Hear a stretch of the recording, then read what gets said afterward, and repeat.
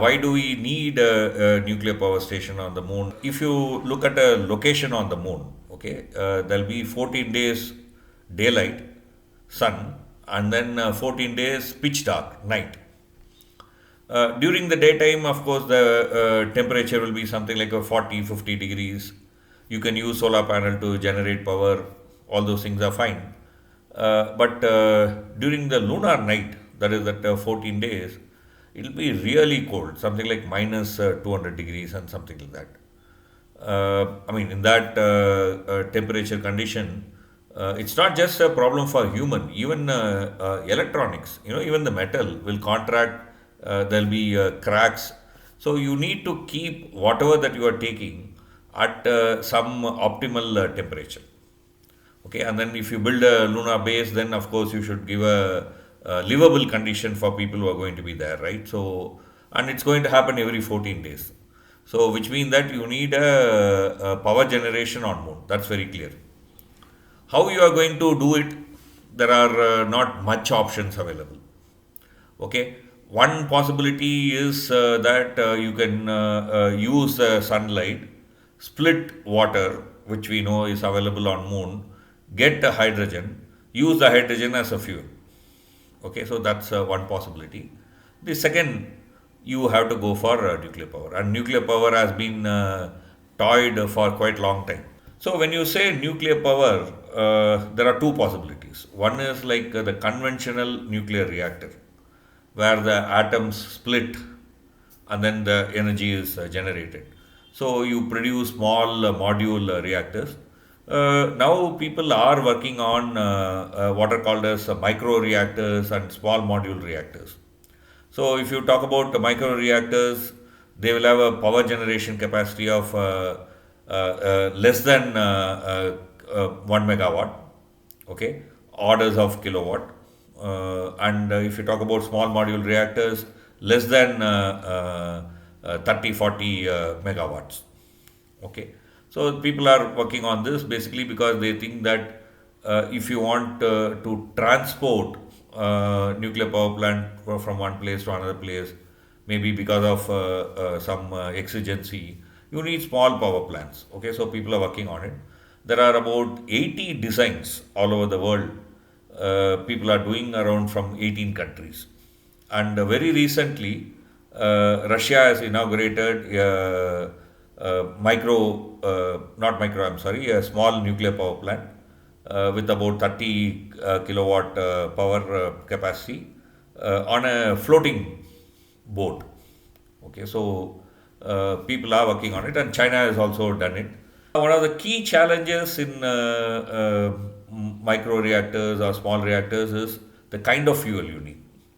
See, in a normal atomic power plants, you use low enriched uranium.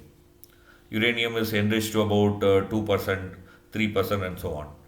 But for this kind of small reactors and micro reactors, you will need enriched uranium to something like about 5% to 19%. Some designs require 19, 20%, some designs require 5, 6%.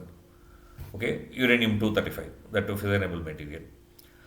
Sure, for example, nuclear powered submarines, you have something like high enriched uranium, something like about 90%. Uh, but the technologies are not simple. Today, not many countries have the technologies to produce this uh, um, 5 to 20% enriched uranium. Russia has it, China has it. Maybe that's why they are thinking of collaborating. What might happen is that it will be a module. I mean, you build it here, you charge the fuel, you switch it on or whatever, right? Okay, you just go there and drop. So it will be a packet. It's like one installation just which will be just kept there, and then you will be able to take power from there. I don't think they will think of going there and building with the component at this point of time. And some of these micro small reactors can continuously give you power for about 20 years. Okay, you don't need to put in fuel inside, you don't need to change it, nothing. Okay, so it's just built, just kept there, right? So that's a possibility. Yeah, there is a second technology using nuclear energy, But here you are not splitting atom. These are usually called as nuclear batteries. So you take a naturally radioactive material, when it decays, when it is emitting radioactivity, it will also emit heat. So use that heat to produce power. This has been done for quite some time. Many satellites, etc., are using it even now. Maybe Russia and China are planning this in a big way. I mean, to produce something like a half a kilowatt. That's what they have been talking about. So we are not very clear at this point of time whether they are talking about creating a micro reactor with a nuclear fission, or they are talking about a nuclear battery where they will be using a naturally radioactive material. One important point that I think we should note here is neither China nor India has officially reacted to this news in the past few months. So we don't really know what's exactly happening. There is a possibility that maybe the Russian scientists or officials or groups are floating this idea. They are interacting with some experts in this side. Maybe it has not matured to that level of being projectized by either India or China.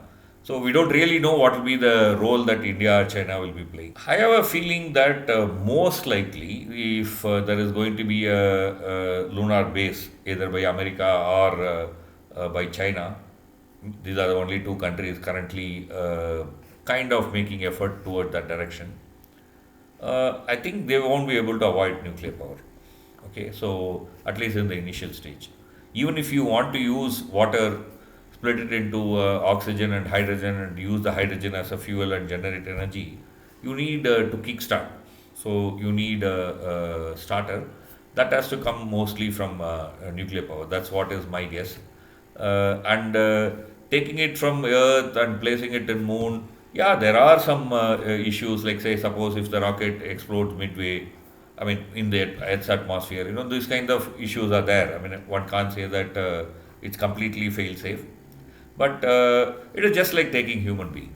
It is not more riskier than taking a human being. If we can take human being and safely return back, the technology can safely take a nuclear module, a reactor, place it there.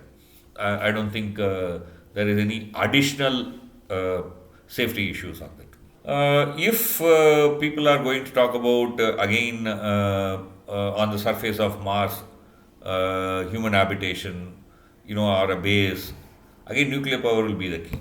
On Mars, using solar power is going to be extremely difficult because Mars is so far away. The flux, that is the amount of solar energy falling on unit area, is very small. Okay, so that alone may not suffice for powering a nuclear, I mean, sorry, a human base on Mars. So people would use nuclear power, and maybe our experience in Moon may come out with designs which are workable on Mars. What ISRO has announced till today as either projects or its future projection, it's talking about Gaganyaan, which is currently on the cards. After Gaganyaan, it is talking about setting up a space station, Indian space station, by 2035-40. And it is also talking about taking Indian to moon, land on moon and bring it back. Okay, so there is India's, at least as a dream, to reach moon, like land a human being on moon. But that's in the very far future. That's not near. And I don't think ISRO has established any research center or project team for that projects. Gaganyaan, yes. To an extent, even Antariksha station, that is a space station, at least some work is going on. The other things are futuristic. So I think one should wait for future, how things emerge. I have a feeling that very near future, international efforts are going to coalesce. I mean, there is going to be international cooperation with regard to moon exploration. Even Artemis, US is collaborating with other countries. It has asked India to be part of it. Basically, because you require a lot of funds, money, effort. Okay, I don't think currently any individual nation is ready to do that. So the multiple nations might come together and do that. So if there are two efforts and India is called by both, I think that of course we should be part of both.